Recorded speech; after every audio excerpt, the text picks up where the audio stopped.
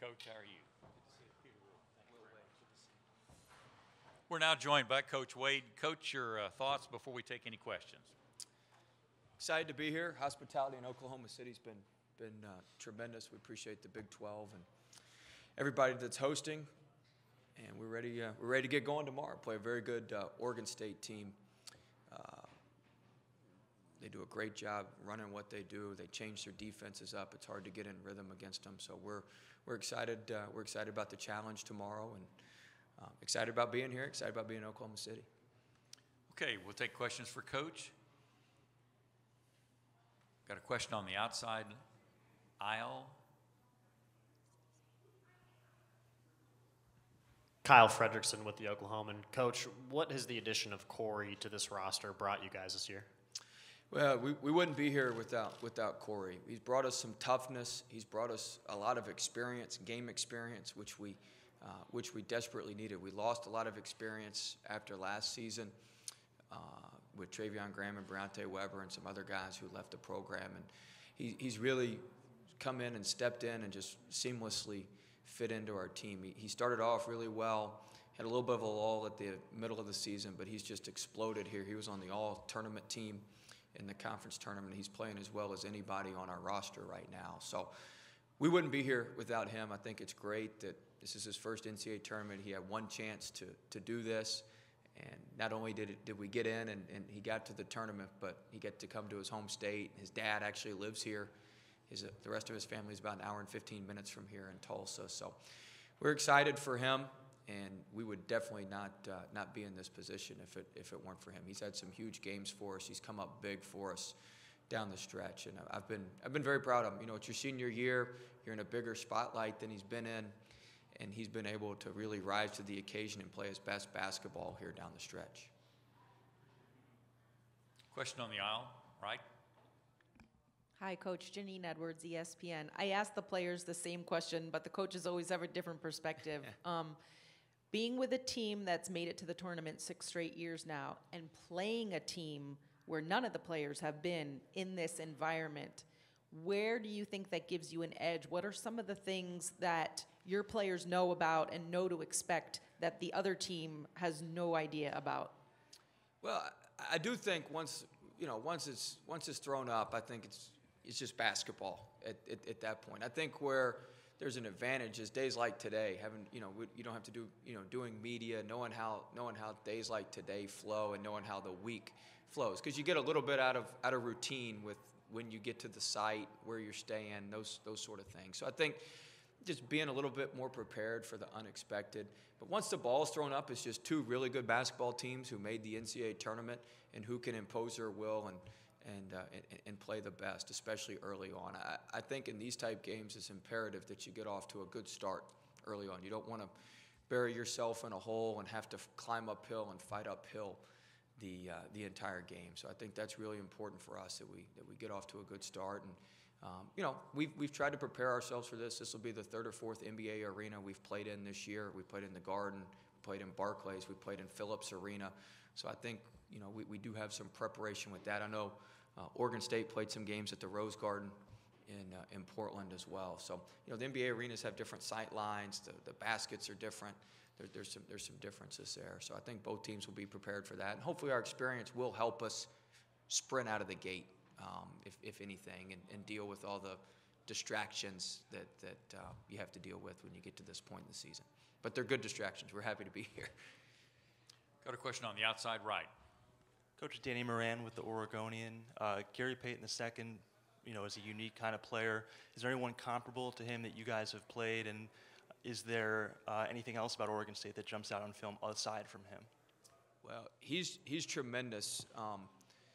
The closest thing we've played to him is the kid Marcus Posley at St. Bonaventure. He's one of their guards. Really good. Posley's a really good rebounding guard, just like Payton is. He's able to get in the paint, shoots it well. But Payton is a special talent. He's going to play in the NBA, and he's a really, really good player, and he'll be somebody that we really need to key in on and stop. Just the impressions of their team is, one, Coach Tinkle's an unbelievable coach. He's done a phenomenal job with that group. They play, you can tell they play really hard for him. Even games they've been down, they keep fighting and clawing and fight back. They play extremely hard for him. He has a very, very good system. He changes defenses. He tries to keep you out of rhythm. They're very efficient with their offense. They run what they run. Their guys take good shots. Their guys don't do they don't have any out-of-body experiences. They do what they're supposed to do when they're supposed to do it. So they're just a solid team across the board that has a guard, it's an elite level guard, elite high major guard, and an NBA talent. So when you have that, you got a good team.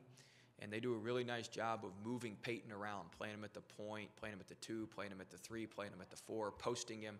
They do a really good job of taking advantage of mismatches. So Peyton's good, Coach Tinkle's good.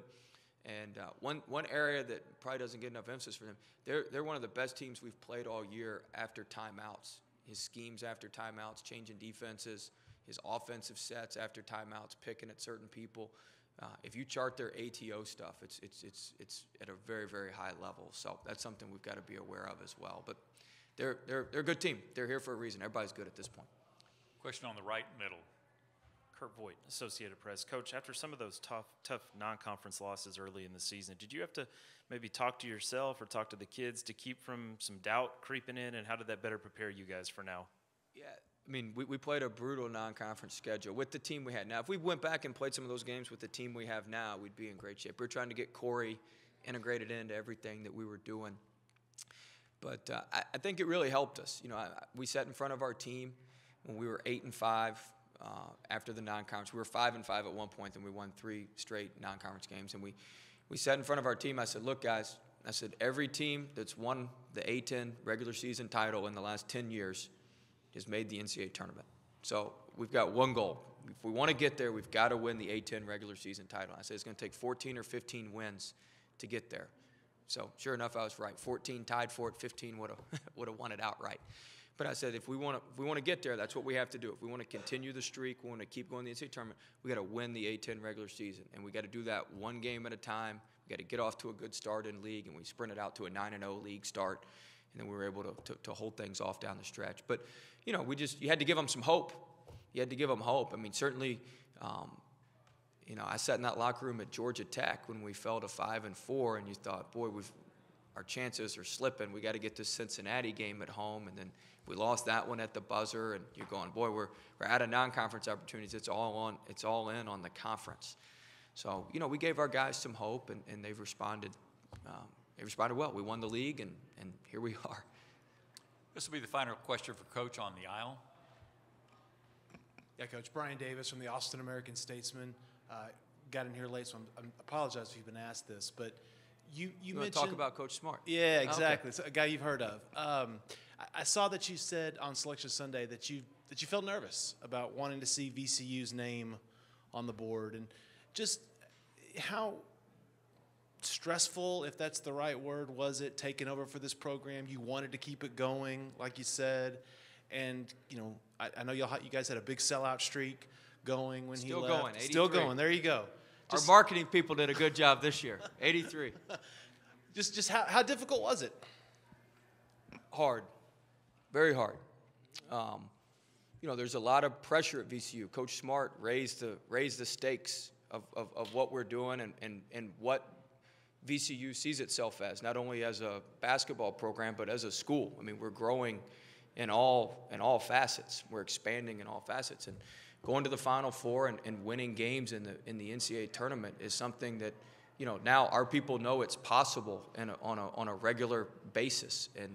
And that's the expectation now. So it's difficult. I mean, we didn't want to break the streak. Us and Kansas are the only 2 schools in the country that have won 24 or more games 10 years in a row. So we didn't break that streak either. We're 24-10 rolling in here today, so that's good. So you didn't want to break those 2 streaks. You didn't want to be a part of that. But we wouldn't be in this situation if it wasn't for Coach Smart and the way he raised the expectation levels and showed what can be done. So the next step for us is, in all honesty, we haven't won a game in the tournament in the last 2 years. So the last time we won was 3 years ago, and we need to get back to winning games in the NCAA tournament. And so tomorrow would be a huge feather in our cap as a team and as a program if we could get back to winning a game in the tournament and get that streak back going. For a certain time, we were only one of a few teams. We had won games in 3 consecutive NCAA tournaments, and so we need to get back to winning and not just getting here. But he's transformed our program and university. We're in a $25 million practice facility because of him and the vision that he had and the fundraising efforts of our folks at the university. So we're very appreciative, and hopefully we can continue to build on it.